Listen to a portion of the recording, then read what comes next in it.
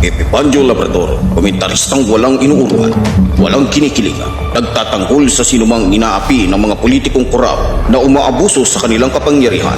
Epipandio Labrador, tagapagtanggol ng bayan!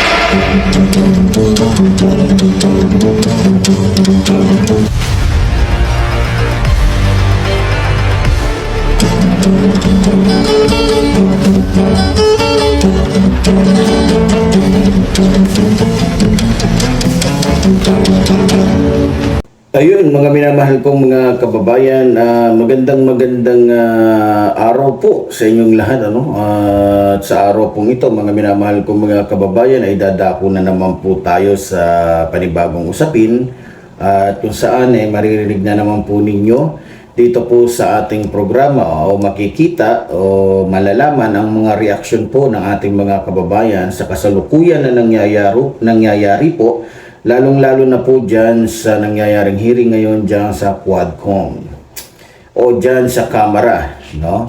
Na kung saan ay meron pong mga bagong kaganapan. So bago ang lahat, siyempre binabati muna po natin ang ating minamahal na Pangulong Ferdinand Marcos Jr., First Lady Lisa Araneta Marcos, at siyempre ang ating minamahal na House Speaker Martin Romualdez, at siyempre yung ating mga kababayan na lagi po nating nakakasama. Maraming salamat po sa inyong lahat. So, pero bago tayo patuloy, gusto ko lang muna pong ipaalala na dun po sa mga nagme-message sa akin sa Messenger o sa aking Facebook, eto po, paalala ko lang, kasi po baka ginagamit na po sa kasalukuyan ngayon itong aking Facebook o aking Messenger. Nagulat na lamang po ako na hindi ko na mabuksan ang aking Facebook o ang aking Messenger.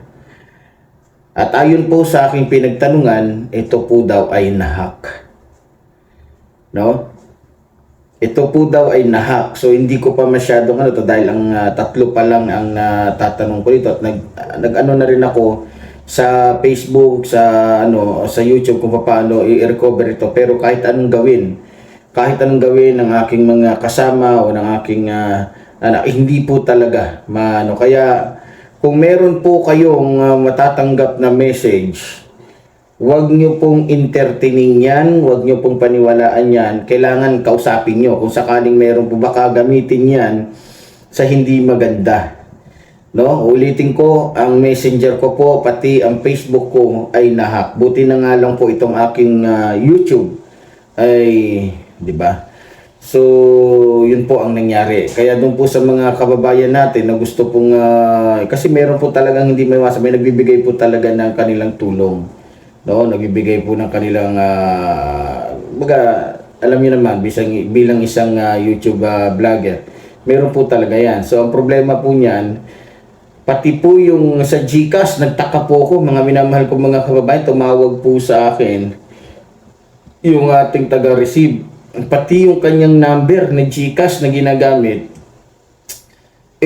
bigla na lamang pong nawala. Hindi na nagkaroon ng signal yung number niya. So hindi ko po alam kung anong nangyayari. Dahil hindi naman po ko hindi ako masyadong sa ganong mga klaseng mga pangyayari. So sa mga may alam, yun. Kaya kung magme-message po kayo sa akin, dito na lang po muna. At ako'y gagawa muna po ng bagong messenger. At ako po ay bibili muna ng bagong SIM-pack na kung saan ay magagamit ko para aking maging GCash, no? So yun po, gusto ko lang po kayong paalalan. Okay, para di na po magtagal mga minamahal ko mga kababayan, ay eto po, panoorin po natin ang video pong ito, mga minamahal kong mga kababayan. Yes, Congresswoman Mika Swansing. Mr. Chair, before I propound questions, will our Sergeant at Arms also have a report, or can I go straight to my questions, Mr. Chair? You can proceed with your question. Thank you very much, Mr. Chair. May I first direct my questions to our Sergeant at Arms. Isa po sa mga pinakamabigat na paratang ni Yusek Lopez doon po sa kanyang press conference ay yung pakiramdam niya po ay merong banta sa kanyang buhay. Let me quote several of her manifestations, Mr. Chair, in her press conference. Quote, I would not have pushed that bed myself if I did not feel that I was being threatened. My life was being threatened. Another quote, you saw in the hearing that my back hurts, I cannot lift heavy things, pero dahil natakot ako, I feared for my life. I really pushed that by myself. Hindi lang ito harassment, this is really a threat to my life. They gang up on you in the middle of the night. Isn't that a threat to my life? And the last quote po is, and they bring 10 people to serve you in the middle of the night in my pajamas. This is a threat to my life. It's not harassment. So, I would like to dissect the events of that evening para po malinawan tayo bakit kaya nasabi po yon ni Yusek Lopez. So, she asserted several times that many people, quote, barged into her detention room at around midnight to serve the transfer order. Her descriptions differ all throughout her press con. Hindi po siya consistent. Paminsan sinasabi niya siyam, paminsan 10. Meron pong time nung kinorner siya ulit ng media na ilan po ba talaga. Ang sabi niya, hindi ko alam nga kung 9. Basta alam ko, they're more than me. They're more than myself. Ganun po yung sinabi niya. So I have a few questions po, Saa. First is, what is the protocol for serving a transfer order? Ano po ba yung protocol natin? Ano po yung procedures natin? And sino po yung nagsaserve ng transfer order, Mr. Chair? The Chair would like to recognize the Sergeant at Arms, Napoleon Taas. Thank you very much, Mr. Chairman. Ang protocol po natin is actually ang mga nakuha kong mga question is ano yung oras? Meron po bang tinakdang oras para i-implement po yung andun po yung mga nakuha ko na nakarating sa akin ng mga text na questioning yung protocol. At ang sinabi ko nga po is wala akong specific na protocol as to the time. Ang practice po natin for the past 2 years that I've been Sergeant at Arms, every time po na merong order ang komite, ay mabilis po nating pinatutupad. Of course, consistent po dun sa kompleto yung aming logistics. Diyan po yung tao at ready po yung lugar na paglalagyan. So yun lang po yung protocol na aming pinatutupad. Yun naman pong kung gaano karaming tao, common sense naman po yun.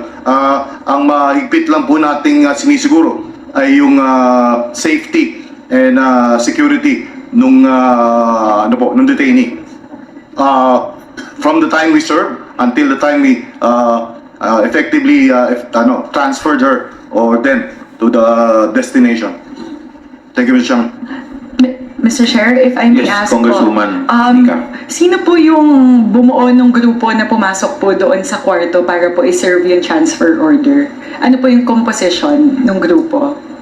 Maraming salamat po. I hope maintindihan po ng committee, Mr. Chairman, na Please continue. spread too thinly na po ang LSB dahil nga po sa presensya ng ating pangalawang Pangulo. So, minabuti ko pong ako mismo ang nag-set up po nung mga teams na mag-i-implement po nung transfer order. So basically, lahat po nung hindi naka-deploy sa ating mga gates, lahat po yun ay na-deploy. Ako ho ang nagbuo nung team na 5 lang po ang miyembro ng team na yon na magse-serve. Meron po tayong team na in charge ng convoy. Meron po tayong team na in charge ng crowd control kung sakali nga pong magkakaroon ng komosyon. At meron din po tayong team ng magsisecure dun sa pagdadala na lugar na nagko-communicate directly. Na nakuha naman po natin yung sagot na meron nung available na detention facility doon sa Women's Correctional. So ako po ma'am, ang personal na nag-set up at nag-identify kung sino yung magpo-form nung magse-serve nung transfer order. Madam Mr. Chairman. Mr. Chair, if I may ask the Yes. follow-up question. Congresswoman Mika. Ilang tao po yung pumasok doon po sa kwarto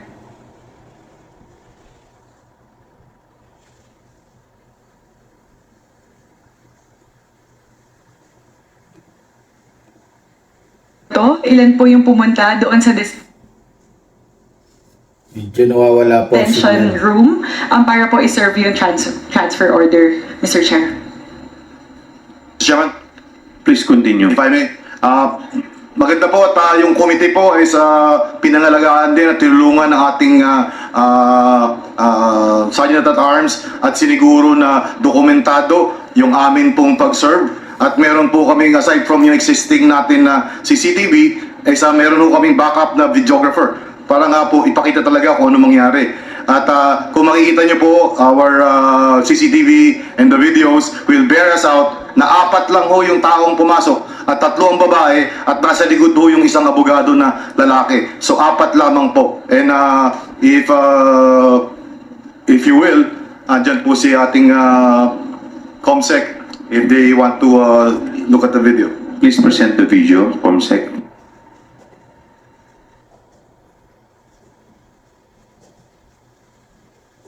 Walang sounds So maganda po talaga mga kababayan at merong camera tulad ng sinasabi ko. Meron. May volume po ba? Opo. May volume. May audio po ba sa yung... Wala pong audio mga ating CCTV. So napapansin ko dito mga kababayan, may security guard, may police, tsaka yung isang lalaki. Hindi ko alam kung abogado to o membro to. Mr. Chair, isa lang po ba yung footage? Meron pa po bang gustong ipakita sa SAA? Meron pa po bang Ilang subsequent video footages po yan? Ito po nakita nyo ngayon, Mr. Chairman, is galing po sa ating CCTV. Meron pa po tayong pumasok sa loob na at makikita nga po doon na kausap na nung nag-serve na 3 babae, si Attorney Lopez. So, meron pa po kung available, Mr. Chairman. So yan, police Police, yung babae na nagdala ng papel, itong lalaki, yan. Yun, ito. Yun, may abogada yata yun ni Lopez itong babaeng mataba na kasintaba niya. Ayun, si Lopez yung naka-yellow. May kinuha yata siya doon. Ano kinuha niya doon? May kinuha siyang... may dalang cellphone. Pwede palang cellphone dyan. Your Honor, we're just having difficulty Binigay with the niya. Binigay niya muna doon sa babaeng... abogada niya yata to, kung di ako nagkakamali, mga kababayan. Ayan pa. Ayan. So, hawak ko ng abogada. Abogada yata to, kung di ako nagkakamali. So, walang kinuha. Mr. Chair, if the Congresswoman COMSEC would Swansea. be able to replay the videos with the audio, that might be critical to the discussion, Mr. Chair. Yes, Your Honor, we're already doing something about the technical difficulty, Your Honor. There's an audio. Mr. Chair, before I proceed, any more videos po sa or can we proceed with As the far as question? wala na pong ibang pumasok, ibang pagkakataon na pumasok ko yung doon sa loob ng opisina ni Attorney Lopez. Nakita nyo, pinakamarami na ho yung Detention madalas na center. tulong siya. Detention center, not office. Opo. Mr. Chair, if I may, tama po ba yung nakita ko? So, nung pumasok po, nakita natin napakakalmado kasi po ang description po ni Attorney Lopez, ni Yusek Zulaika, doon po sa kanyang press con, ganun yung motion niya when she was talking about how they knocked. So mukha pong kitang-kita dun sa pinakaunang video, napaka-gentle nga po nung pag-knock nung LSB personnel. So siguro po yun po yung una. Second po, in terms of using the word barge, that did not seem to me like barging in kasi po nung binuksan po yung pinto, konti-konti pa nga pong sumilip yung pong LSB personnel, Mr. Chair. The third thing that I spotted... Okay, doon muna po tayo. Alam niyo po kasi mga minamahal ko mga kababayan, para lang po malaman niyo. Kaya po ito yung mga naging unang katanungan po nitong ating magandang congresswoman. Dahil nga po sa pinanood po nila yung mga acting, yung mga sinabi po nitong ni Lopez. Makita nyo doon, nag-inarte po siya ng gusto. Nag-inarte siya ng gusto. Sinabi niya na para bagang gusto niya sabihin doon, hinaharas siya ng gusto. Binababoy siya. Tinatakot siya na para bang nagiging banta ito sa kanyang buhay. Nakikita niyo po mga minamahal kong mga kababayan. Nakita niyo yung paano in-apply, paano in-approach ng mga kawani ng kamera. Ito pong si Lopez. Hindi naman po siguro kayo bulag. Hindi naman po siguro kayo ewan kung ano, di ba? Maliban na lang kung talagang magtatanga-tangahan ka dito sa nakikita mo, sa napapanood mo. Wala pong nangyayari diyang harassment. At walang nangyayari diyang komosyon. Maayos, hindi pinwersa, wala kayong makikita dyan na kung ano man. Wala nga dalang armas eh, wala nga kahit anong dala eh. Walang paninigaw, walang kahit ano, walang pananakot. 'Di ba? Taliwas po 'yan sa ipinalabas po nitong ni Lopez nung kasama niya na si Sara. Ako sa akin lang ito para lang po sa akin. Malamang tinuruan ito ni Sara. Siguro isip-isip ni Lopez at saka ni Sara o baka sinabihan siya ni Sara na kailangan mo magdrama. Ang solusyon dito para hindi ka madala doon sa women's detention jail doon sa lilipatan sa iyo, kailangan mong gawin to, magdrama ka. Para nang sa ganon, sa halip na doon ka dalhin sa detention jail ng nasabing kulungan, doon ka dadalhin sa ospital na kung saan naka-aircon ka. Bantay sarado ka. Nakita nyo naman, di ba? Naging caregiver pa nga niya doon, si Bongo. Si Bato. Di ba? Bantay sarado siya ng mga bodyguard ni Bato, ni Bongo, bodyguard ni Sara. Siguro, para na rin na makalusot tong si Lopez, di ba? O para na rin makagawa sila ng issue, para na rin makagawa sila ng isang hakbang na kung saan sisirain nila ang kamera, kaya ganon. Hindi alam ng mga ito na recorded. Naka-video lahat ng ginagawa nung mga taong kumuha sa kanya para dalhin na o ilipat o kumausap sa kanya para ilipat doon sa ibang detention jail. Diba? So tuloy po muna natin ito nang sa ganun di po tayo mabitin dito po sa ating pinakikinggan o pinapanood na video. Tuloy po natin. Po is may ilaw pala doon sa kwarto. So parang it seemed like a matter of choice when they conducted the press conferences in the dark. So mukhang sila po yung pumili na patayin po yung ilaw doon sa press con. Pang-apat po na gusto kong i-highlight doon sa video, kung bibilangin ko po, Mr. Chair, and I'd like to request for SAAS confirmation on this. There seem to be 4 people. The lady in green, Ayun, which seemed pulis yan, pulis.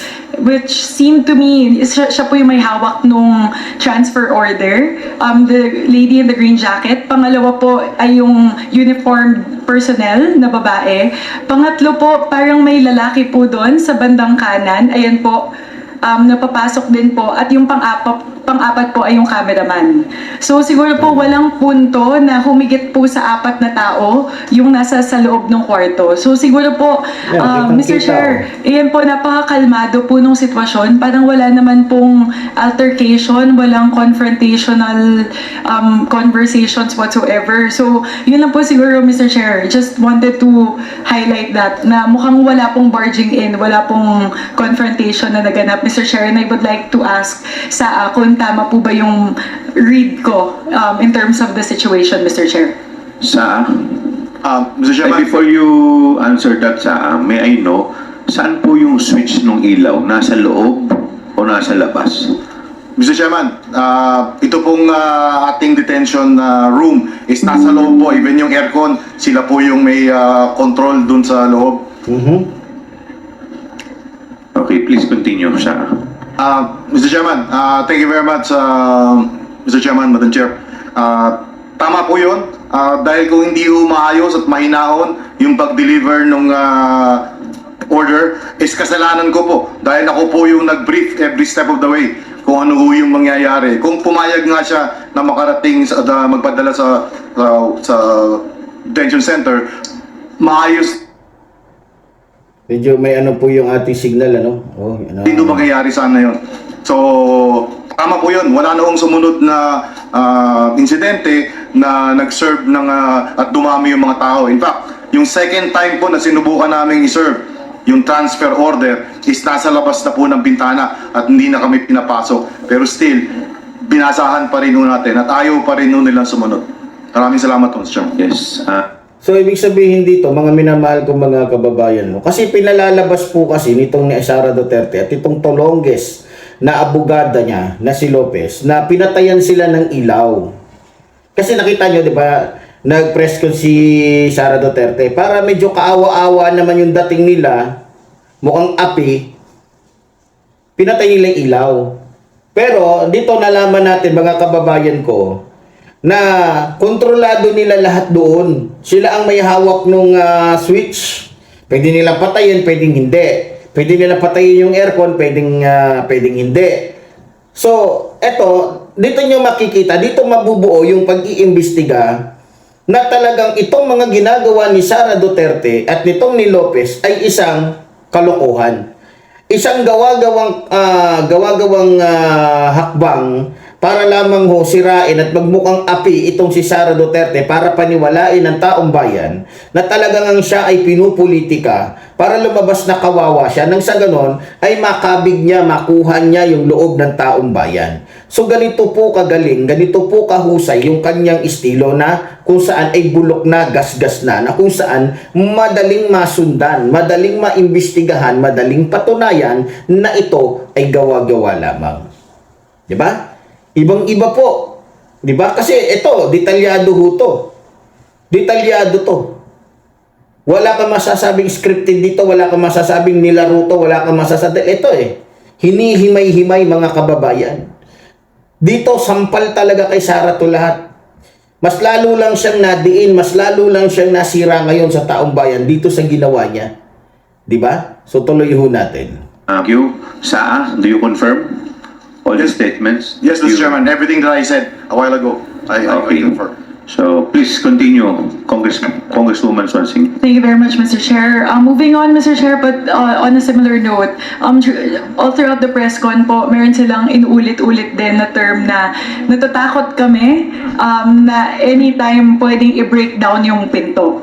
So anytime they can barge in and break down the door. They kept on saying that all throughout the press conference, Mr. Chair, throughout the span of probably 2.5 hours, Mr. Chair. So siguro, Mr. Chair, para maintindihan siguro natin yun, pwede ko po ba tanungin kay Saa, ano po ba yung configuration nung pinto o nung lock doon po sa detention room? Kailangan niyo po ba, kasi po ang naisip ko kung normal siyang pinto, hindi niyo kailangang i-break down yung pinto, pwede niyo siyang buksan ng susi galing po sa labas. So, Tama. yun po, Mr. Chair, gusto ko lang po sanang linawin yun mula po kay Sergeant at Arms po natin. Tama. Saa, Mr. Chairman, if I may, please continue, Saa. in the same manner na nakita niyo po lahat ng switches, ng aircon, ng ano is nasa loob. So makikita niyo po na hindi ito yung detention center in the full sense of the word. So kaya po yung sabing gigibayin, hindi po kailangan dahil nabubuksan naman yung pintuan ng maayos. Hindi lang po siya nabuksan nung pangalawang beses nung apparently may mga nakaharang na kaya hindi kami makapasok kahit na na-unlock namin yung pintuan. So, wala po akong makita. Besides, yung sinasabi po natin siguro, kung meron assuming na totoo po yung sinasabi ni Attorney Lopez na natakot siya, maaari yung magsimula yun nung second night nila. Kaya ako po ay nagtataka kung bakit siya magkakaroon ng ganong pakiramdam na nung unang gabi po niya hanggang the following morning, I made sure, even with their protocol officer of the Office of the Vice President, even with the security of the Office of the Vice President, na makita ko na maayos yung ating pag-handle at safe na safe po yung ating detainee.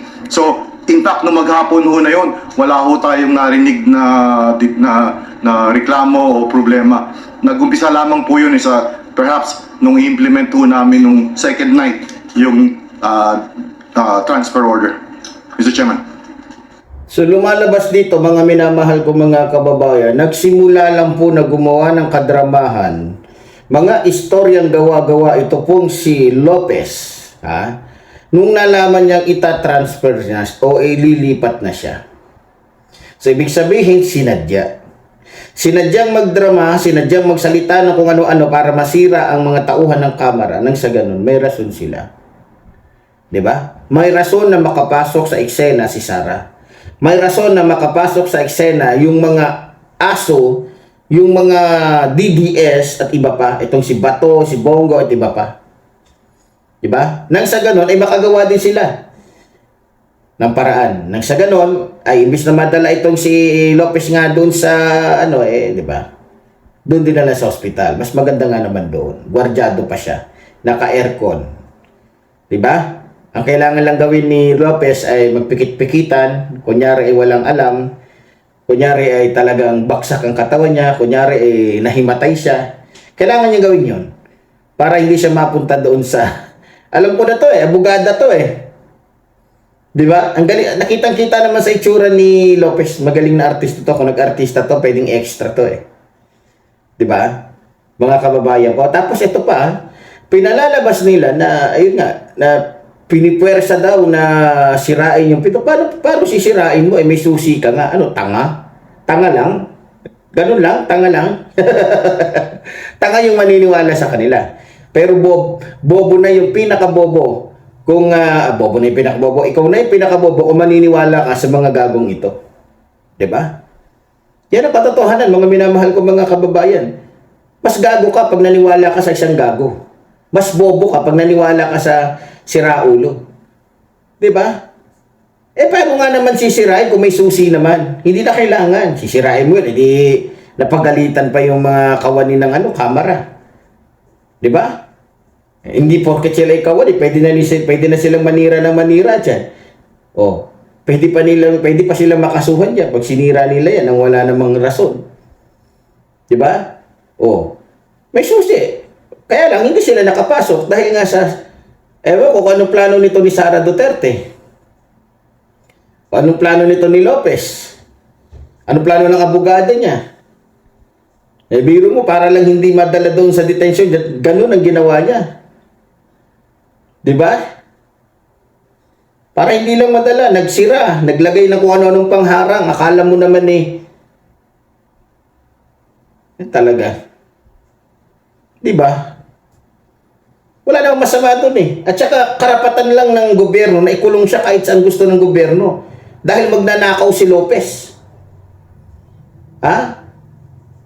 Kasabwat siya sa pagnanakaw ng bilyong-bilyong pera, ng pera ng taong bayan. Kaya kulang pa nga yan kung tutusin Lopez Dapat nga sa'yo doon ka kinukulong Sa kulungan ng mga alam mo yung sa pelikula, yung bago ihawin yung mga nakukuha ng mga karnabal ba yun, tawag doon? Karnabal ba tawag doon? Yung carnival. Yung mga kumakain ng tao na bago nila patayin, doon nila lalagay sa kulungan na kung saan may langgam, na kung saan may mga linta. Dapat ganyan ang kulungan ni Lopez 'Di ba? Kaya lang, napakabuti talaga ng administrasyon ngayon. Pero kung tatanungin, dapat lahat ng kasabwat ni Sara Duterte, pati si Sara, sa ganung klaseng kulungan dapat ikinukulong. Na kung saan may linta, may di ba? Ewan ko lang kung sumama pa si Sara. Sigurado ako hindi sasama si Sara. Hindi sasama yan pag ganung sitwasyon na, never na sasama yan. Di ba? Siguro, kaya nangyari yung mga komisyon na yun, siguro tumawag itong si Lopez. Baka naman sinabihan ni Lopez itong si Sara, ma'am, pagka ako po hindi nyo kinuha dito, ako hindi nyo niligtas. Mapipilitan po ako magsalita. Kaya, siguro, dahil na si Sara, natakot, yun, todo to the rescue talaga si Sara. Kaysa magsalita yung tao niya, kasi pwedeng sabihin ng tao niya, ma'am, malamang yan ang narinig niya dito kay Lopez, kaya ganun na lamang yung taranta nito ni Sara Duterte. 'Di ba? Ewan ko lang kung ano yung nasa isipan niyo, pero ito po yung aking nakikita dito. Tuloy ho natin.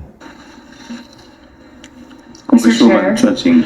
Mr. Chair, siguro po, kung titignan po natin doon sa timeline noong press con at saka nung pagtawag nila ng medical emergency, parang mayroon po kasing parang 2-hour gap. So siguro Mr. Chair, tanungin ko lang po, ano po ba ang nangyayari doon po sa labas ng kwarto? May commotion po ba? Wala po ba masyadong tao doon? Sino po yung nasa labas noong kwarto? Doon po, nung mga panahon po yon, Mr. Chair. Mr. Chairman, Please continue, Sarah. I believe again the video will bears out as per our policy po. Wala naman nung kailangan na nakatayo na security dun sa may pintuan kung pag ako nakalak. So wala ho akong nakikita magiging dahilan para maging panggagalingan ng takot ng mga nasa loob. Wala po tayong tao na nandun. At tinayagan ho natin sila na puro tao ho ng OVP ang nakalapit. Noon nga pong nakakarinig tayo ng, although hindi pa natin confirm nung umpisa, na nahihirapan daw huminga si Atty. Lopez. So ang mga tao ho doon, tao ho ng OVP at hindi po yung security natin. So sa madaling salita, mas lalo lamang pong pumapasok sa aking isipan at nabubuo sa aking isipan kasi di ba nga sabi, kontrolado ng nasa loob o sabihin ni Lopez, yung aircon tsaka yung ilaw. So ibig sabihin, para maging makatotohanan naman at kapanipaniwala yung ginawa nilang kaartihan, malamang sinadya ni Sarah na utusan o gawin nila na patayin yung aircon. Patayin yung ilaw. Diba? Para walang masilip, walang makita yung mga kawani ng kamera kung anong nangyayari doon sa loob. Ngayon, siguro nung dahil mainit na, wala nang aircon eh. Diba? O, siyempre, pag walang aircon, pagka kulob yung kwarto mo, ano yan? Talagang sayot sa gusto mo, tutulo talaga pawis mo dyan. So, sa madaling salita, para maging makatotohanan, nung pawis na si Sarah, pawis na itong pawis na sila doon kasi wala nang aircon, doon na pumasok yung arte nitong ni Lopez para maging kapanipaniwala. Ngayon, bumalik naman tayo doon sa isang usapin na natatakot daw si Lopez sa banta sa kanyang buhay.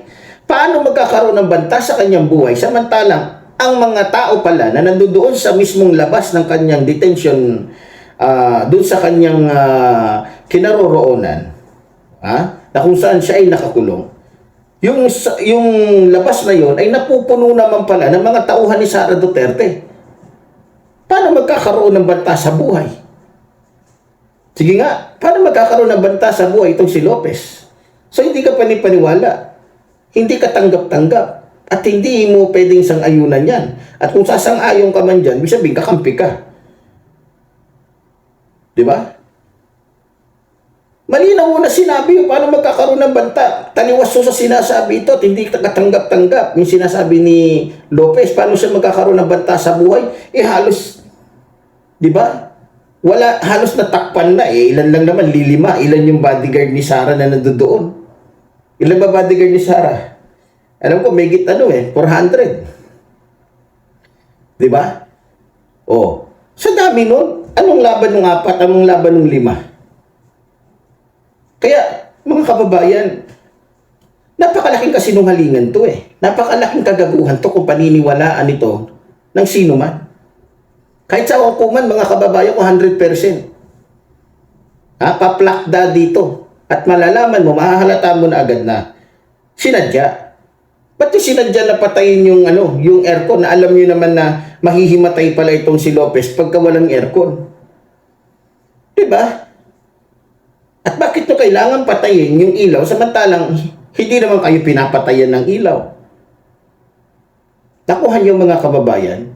Kaya siguro ganun, pinatay ni Sarah yung ilaw para kung i-briefing niya itong si Lopez, hindi siya makikita. Siguro, si Sarah, patayin natin yung ilaw. Kasi baka may camera, makita nila kung paano kita ini-instructionan sa dapat mong gawin.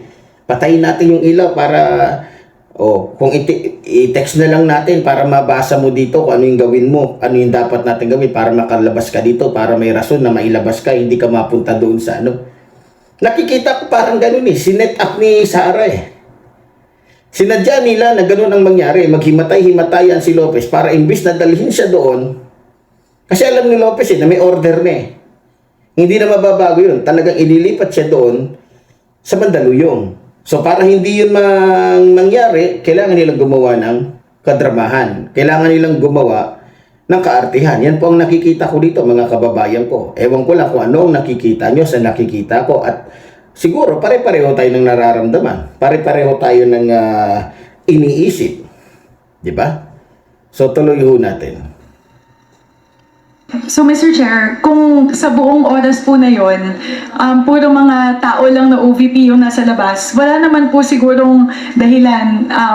Ako po ay mag-agree kay Saa. Wala naman po sigurong dahilan para matakot sila na papasukin sila ng mga sarili nilang tao doon po sa loob ng kwarto. So, Tama. Mr. Chair, I was informed by the COMSEC. The video is now ready with the audio. Tama, totoo yung sinasabi niya, mga kababayan. Kalukuhan kasi yung ginagawa ni Sara na to.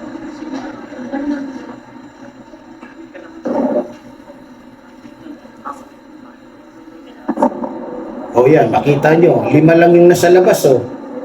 Ang ganda pa ng aircon. Pwede po tayo magpapalala. O, nagpaalam pa. Sabihin pala, sila talaga yung pumatay doon sa loob. Kasi nagpaalam pa eh, oh. Nagpaalam eh. Kailangan pa naman So, ibig sabihin talaga, ang nagpatay nitong ilaw sila. Pakilakas po yung volume. Diba mga kababayan ko? Kasi kung sila yung nagpatay, bakit kailangan magpaalam pa yung mga kukuha na pwede bang buksan ang ilaw? So dito pa lang, laglag na si Lopez, pati itong si Sara. Mr. Chair, may narinig yata ako, very faint yung audio, pero tama po ba, may narinig ako na gusto niyo po bang magsuot ng robe niyo or what? O, isa pa yan. Yun po yata yung, tapos mukha naman po napakamalumanay nung boses, pero para po, in the interest of time, Mr. Chair, sige po. Good evening. O, ibigay galang pa. Sige po.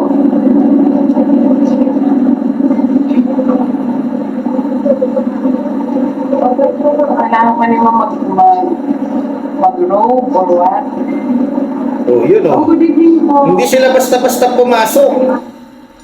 Hindi sila basta-basta pumasok dyan. Yun, Mr. Chair. So, yun po, mukhang kita naman po to verify the manifestations of our Sergeant at Arms a while ago. Very kalmado, napakakalmado po ng sitwasyon. Nagtanong pa nga po si ma'am, baka po gusto niyong mag-robe. So, ibig Oo, sabihin diba? po, iniisip pa po nung nag-deliver ng order yung sitwasyon ba, kung kailangan niya magtakip, kung nakapajamas nga po talaga siya, Mr. Chair. So, thank you, COMSEC, for bringing that up. Mr. Chair, siguro po, nakita ko po dun sa isang video, parang yung pangalawa po yata, nung pumasok na sila sa loob, nandun po yata yung pag-surrender nung cellphone. Kasi naalala ko po, yun po yung isa sa mga naging issue ko, no? Dito po sa sitwasyon na yun, ninakaw daw, forcibly taken yung kanilang mga cellphone. Kaya, Mr. Chair, if I may quickly request the COMSEC to please play that second video, yung pumasok po sa kwarto tapos tinurn over po yung cellphone. Comsec?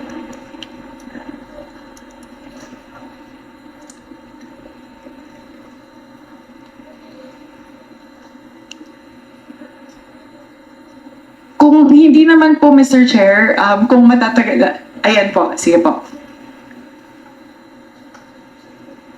Walang sausa.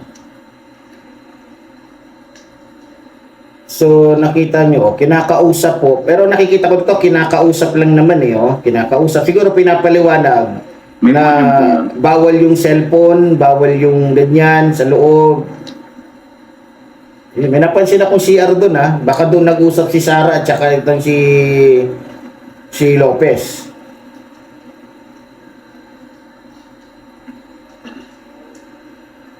Oh, malumanay na malumanay makipag-usap yung ano. Sige lang po, Mr. Chair. I think we don't need to hear it naman po.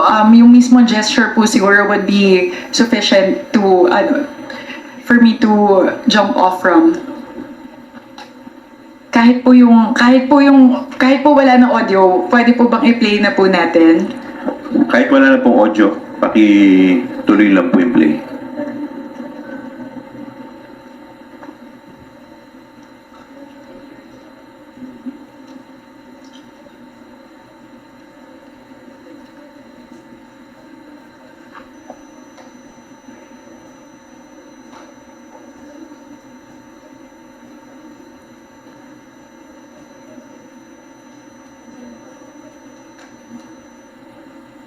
Ayun Walang inaagaw dyan eh. Kusa nga ang binigay ni Lopez eh. Kusa niya binigay sa abogado niya. Yung pulis, ibinalik doon sa abogado niya yung cellphone. Dito po, Mr. Chair, siguro ang napansin ko po, dalawa po yung cellphone dito. Assuming po, yung isa po kay Yusek Lopez, siguro po yung isa, dun po sa staff. Pero yun nga po, inabot po ni Yusek Lopez doon po sa personnel, tapos inabot niya pa doon sa staff para i-off or kung ano man. Staff siguro pala po yun, dito rin hindi po pala makikita abogado. natin, wala namang escalation po, hindi ninakaw, it wasn't forcibly taken from them. And Mr. Chair, mayroon lang interesting sa akin. Pinanood ko po kasi ulit yung press conference. Parang 3 beses po na nakita ko na meron pa ring cellphone yung staff. So siguro po 3 lang po to, Mr. Chair, mabilis lang to, 8 seconds lang po yung ibang mga footage. Kung pwede po nating mapakita 3 times during the press con na may cellphone po yung staff na nasa loob. So may extra pala. While we're pulling that up, Mr. Chair, mismong si Yusek Lopez ang nagsabi doon po sa press conference niya, ang sabi niya, they demanded to get our phone. We don't have a phone. That's why we're calling from this laptop, like the Viber. We're calling the lawyer from here. I don't have a phone to contact anyone. Siguro po lahat naman tayo alam na kapag may Viber ka, may contact ka sa labas. It's as good as having your phone with you. Kasi nandun na rin naman na po yung Viber, yung contacts mo. So, siguro po hindi po totoo na wala silang abilidad na kumontak sa labas. At saka siguro, Mr. Chair, the fact that they were able to stage a full-blown press conference all throughout that time, ibig sabihin po, wala silang restrictions in terms of communicating outside. So siguro po, Mr. Chair, pakita lang po natin very quickly.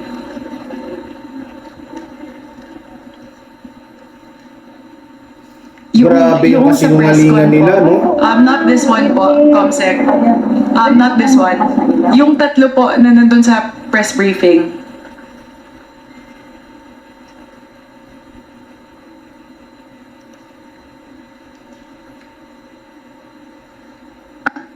Nandito po siya. And I also have a private lawyer. I think he arrived na. He's also outside. Yun, yung kadramahan niya. Ma'am, pagkarisay po ma'am, nandiyan po si Vice President ma'am, no? Nandiyan po sa tabi ninyo si Vice President. Hindi po ito. Parang ang hina naman ng ng audio, tsaka ng parang bayad-bayan ng baka binayaran niya ng kabila. Sige po, Mr. Chair. Due to technical difficulties, Mr. Chair, I wouldn't want to delay the hearing any further. Pero I was able to get 3 screen recordings, Mr. Chair, of 3 instances during the hearing na may cellphone po na hawak yung staff na kasama po nila sa kwarto. Kaya yun lang, Mr. Chair. Siguro in terms of the cellphone issue, I hope this puts this to rest, Mr. Chair. They seem to have access to devices, either laptops or cellphone. Siguro po bukod dun sa dalawa na tinurn over nila, meron pa silang ibang cellphone. At saka, Mr. Chair, baka pwede ko pong tanungin kay Saa, nung nagkaroon po ba ng medical emergency? Kasi nakita ko po na may isang video po na medyo nagagalit po ang ating Vice Presidente na ibalik niyo yung cellphone na ninakaw niyo. Binalik po ba noong personnel natin yung mga cellphone, Mr. Chair? Your Honor, that's actually, Yes, nagtataka ho ako. Nasa taas ho ako ng second floor na LSB, observing ho yung nangyayari sa baba. At narinig ko nga yung nagnanakaw. Kaya ho, pinatnanakaw yung cellphone. Ako ay natataka kung paano nanakaw dahil kasama ho sa planning namin yon tinanggal lang sa possession nila at itilagay din sa lamesa. Anton, naiwan nung sa loob ng selda yung cellphone. So, hindi po nawala yung, wala pong nakuha na cellphone, wala pong nawawalang cellphone. Thank you, Mr. Chairman. Thank you very much, Mr. Chair. Grabe yung kasinungalingan nila, no? Grabe, tingnan nyo kung gaano gagarapal, kung gaano kakapal ang kasinungalingan na sinakyan ng mga DDS, ng mga supporters ni Sara na pinatawag na daw para sabihin lamang na naaapi siya, para sabihin lamang na may pang-aabusong nangyari. Tingnan nyo yung diskarte, kasabwat ni Sara Duterte, yung kanyang mga supporters na mga demonyo na kung saan ay kabilang na sa hatulan ng Diyos pagdating ng panahon. Nakita nyo na ako, nakita ko din kung paano ay ninano yung cellphone hindi naman dinala Nakita ninyo? Nakita nyo bang pagkatapos, nakita nyo inabot pa nga ng ni Sara, stop niya. Diba? Inabot ni Lopez doon sa naka-green na na babae na damit. Pinakita, binigay doon sa staff. Kala ko nga abogado yun sorry. Diba? Pagkatapos yun, wala tayong nakita. Inabot ng pulis. Siguro tinignan lang ng pulis kung meron doon mga conversation na hindi kaaya-aya. Kasi, pwede Kung tutusin, detention jail, bawal talaga yan. May rules tayo dyan Kasi BJMP yung tatay ko. Alam ko noon, pag nakakulong ka sa isang detention jail, bawal ka mag dyan. Pero, tingnan nyo naman, yung laptop hindi kinuha na posibleng meron din doon, di ba? May signal yun, sigurado ko. Di ba? Mga kababayan ko, nakikita nyo ba kung gaano katulongges? Gaano kawalang niya itong mga to? Napansin nyo ba? Sa totoo lang mga minamahal kong mga kababayan, hindi po kaaya-aya o hindi na maganda ito pong ginagawa nitong ni Sara Duterte, no?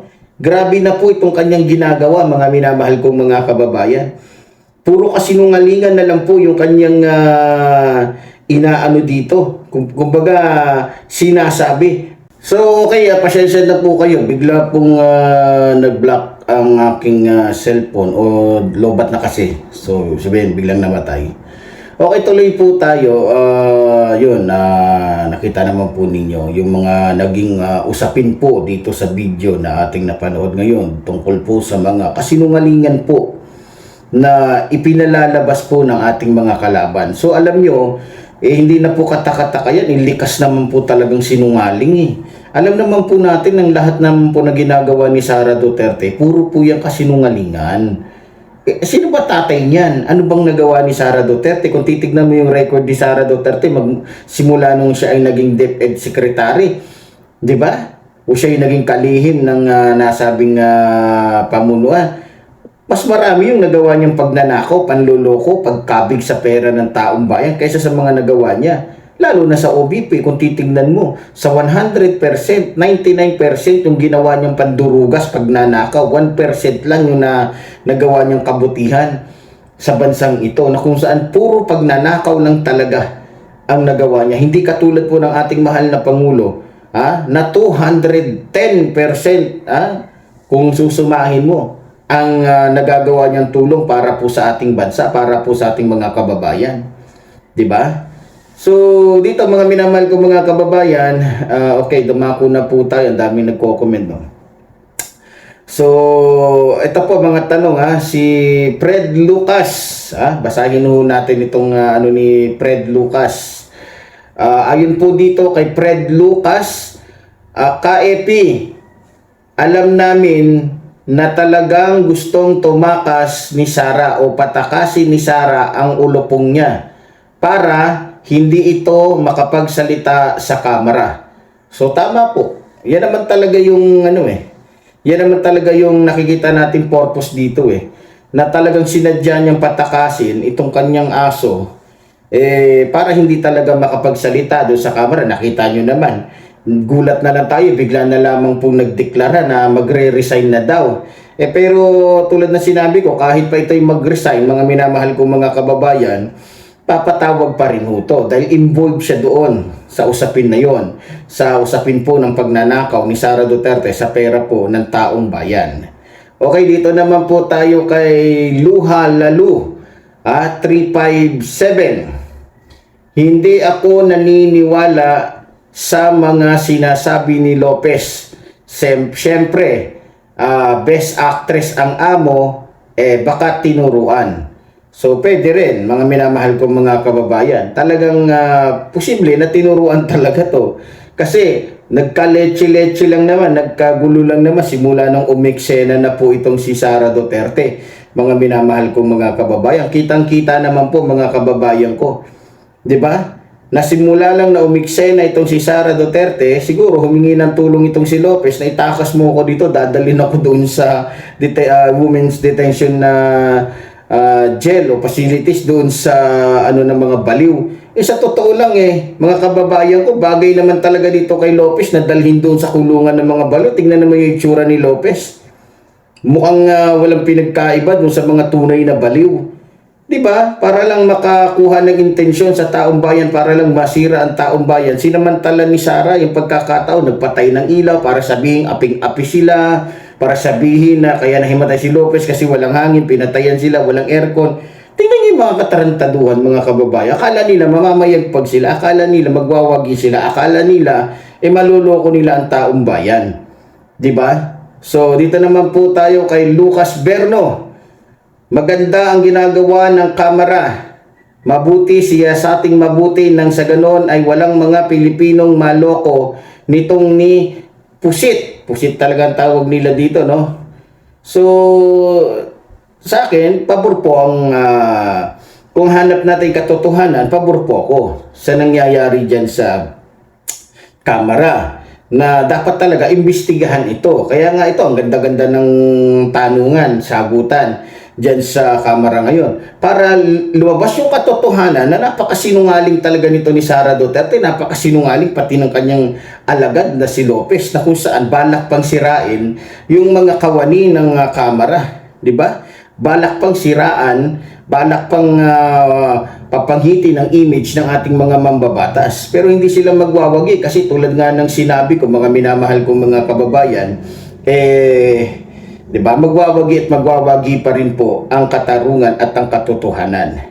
So dito naman po tayo kay Reggie Dimano. Dipano. Kala ko Dimano.